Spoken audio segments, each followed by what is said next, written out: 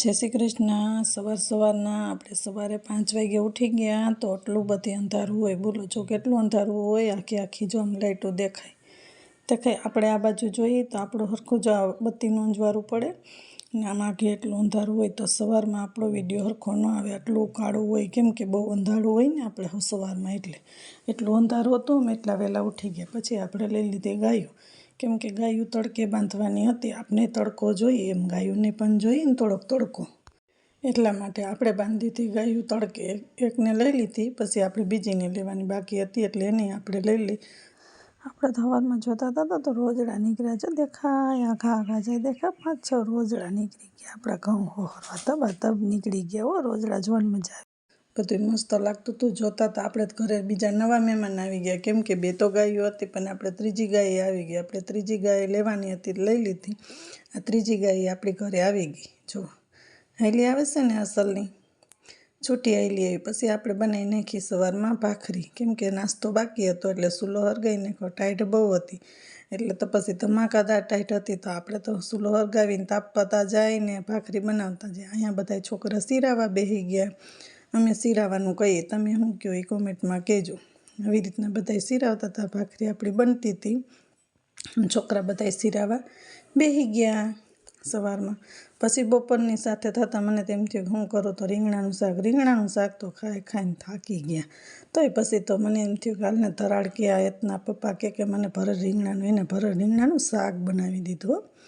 પછી કાંઈ હતું નહીં, જે હતો એટલું બધો મસાલો લઈને ભરી દીધો, થોડોક માંડવીને ભૂકો અને લસણવાળી ચટણી મરચું ને એવું બધું નાખીને પછી તો આપણે ખીચડી મૂકી દીધી ચૂલે। જો ભરડ રીંગણાનું શાક બનાવ્યું, ભઠ્ઠે તો આપણી ખીચડી સળી ગઈ। રીંગણાને એવું ભરી લીધું ને તો એક જ ઓબાર ભર્યો હતો, એક સાણાનો ઓબાર હરખો ભર્યો હોય ને એટલે ખીચડી અસલ ભઠ્ઠે સળી જાય। ભઠ્ઠે ખીચડી સરસ મજાની સળી ગઈ એટલે આપણે લઈ લીધી ઓસરીમાં કેમ કે ખાવાનું ઓસરીમાં હતું એટલે બપોરે આપણે ઓસરીમાં કરવાના, ફરિયામ નહોતા, બહુ પવન હતો એટલે પછી એની સાથે આપણે બધું લઈને આવ્યા હતા। આપણે મારે તો ખાવી હતી માંડવીની કઢી હો ભાઈ।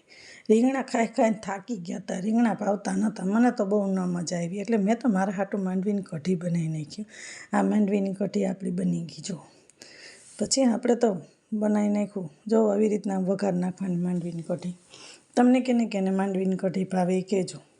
મને તો માંડવીની કઢી બહુ ભાવે। કઢી, ખીચડી, ભરડ રીંગણાનું શાક આજ તો આપણે બનાવી નાખ્યું ભાઈ। જઈ લે માંડવીની કઢી, ભઠ્ઠે બસ્તીની ખીચડી બનાવી, ભરડ રીંગણાનું શાક સાથે ભાખરી, ખાવાની તો મજા જ પડી જાય હો ભાઈ। કેને આ બધું ખાવાનું ભાવે કોમેન્ટમાં કહેજો, લાઈક। અને આપણે તો પછી તો આપણે ગયા હતા એડામાં ડ્રોન જોવા। પછી ત્યાં તો ઝાઝા બધા જણ ઊભા હતા, આપણે તો એક બાજુ ઊભીને વિડીયો ઉતારતા હતા।